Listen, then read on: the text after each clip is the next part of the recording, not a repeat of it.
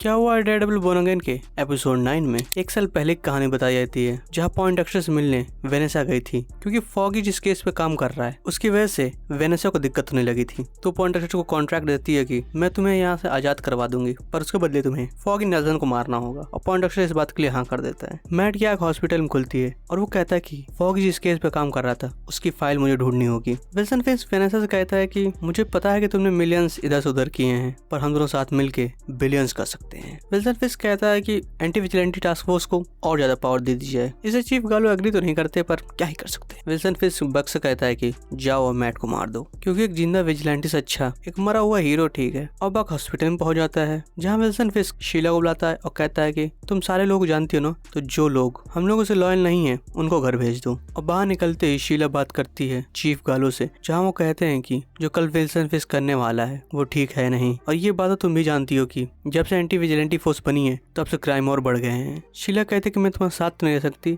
पर मैं तुम्हारा सपोर्ट जरूर करती हूँ। पूरी न्यूयॉर्क सिटी की बिजली चली जाती है और उसी भागा दौड़ के माहौल में मैट वहाँ से निकल जाता है और जैसे ही वो अपने घर पहुँचता है पता चलता है कि पनिशर को किसी ने कॉल किया था ताकि वो मैट को वहाँ से निकाल सके। और फिर वहीं एंटी विजिलेंटी टास्क फोर्स पहुँच जाती है और हमारे मैट उनकी हड्डियां तोड़ते हैं डेयरडेविल बन के और पनिशर उनकी छाती के अंदर गोलियां उतारते हैं। फिर मैट को मिल जाता है जिसने की हेक्टर अयाला को मारा है। पनिशर कहता है क्या करूं, उतार दो इसके सर में गोली। मैट कहता है कि नहीं, लेकिन फिर वहीं एक बम आता है जिसकी वजह से मैट और पनिशर को वहां से कूदना पड़ता है। पीछे कैरन पहुंच जाती है। फिर पता चलता है कि कैरन ने ही कॉल किया था पनिशर को और पनिशर कैरन की परवाह करने लगा है। जहाँ सिटी में बिजली जाने के कारण लोग एक दूसरे को अंधी मारने लगे हैं और वहीं 2 पुलिस वाले एक बच्चे को मार देते हैं जो कि कुछ चुरा रहा था। दूसरा पुलिस वाला कहता है कि ये तो अभी बच्चा था, जहाँ वो कहता है कि बन गया ये एक विजिलेंटी। और फिर मैट और कैरन फॉगी की फाइल को ढूंढ रहे होते हैं जिसमें फाइल मिलने के बाद पता चलता है कि रेड हुड की आड़ में वेनेसा इनलीगल काम कर रही थी और वो जिस पोर्ट पे कर रही थी वहाँ पे कोई चीज आए जाए उसमें कोई टैक्स नहीं लगता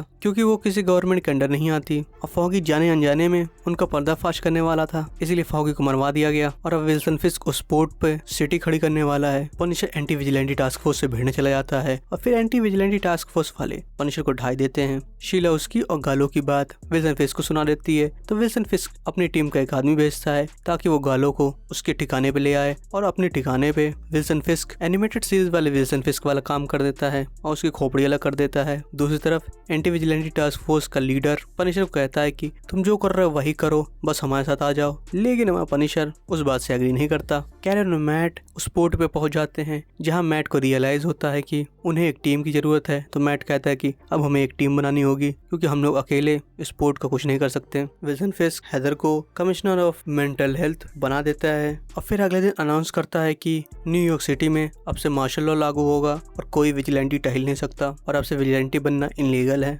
जहां डेयरडेविल उन लोगों को इकट्ठा करता है जो कि विल्सन फिस्क की आइडियोलॉजी से एग्री नहीं करते। फिर आगे हम लोगों को पकड़े हुए विजिलेंटीज दिखाए जाते हैं जिनमें से एक पनिशर भी है और पोस्ट क्रेडिट सीन में पनिशर उस गार्ड को मार देता है जो कि उसकी रखवाली कर रहा था और यहीं यह एपिसोड एंड हो जाता है।